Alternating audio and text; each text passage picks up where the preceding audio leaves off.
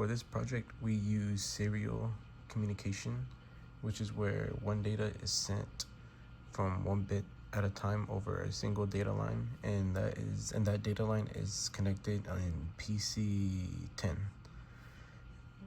And for the synchronization technique, we used synchronous, since a clock signal is being used to control when data is transmitted and received, and that clock line is going to be on PC12.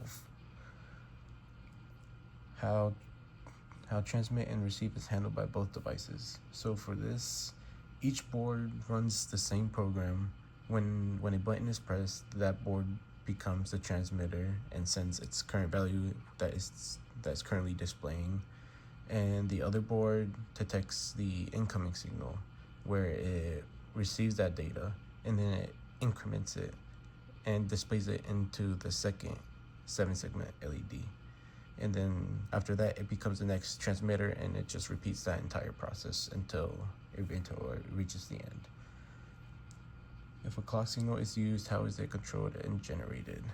So for this, as I mentioned before, the clock signal is on PC12, and this generates the board that is transmitting the data generates the clock pulses, and the receiving board reads that data on PC10, which is the data line, and yeah, that ensures that it can synchronize properly between the two boards. And explain the use of any interrupts used in this project. In this project, we didn't use any interrupts because I couldn't get that to work. So instead of that, we used polling to detect button presses and the incoming data signals from each of the boards. And here is a demonstration.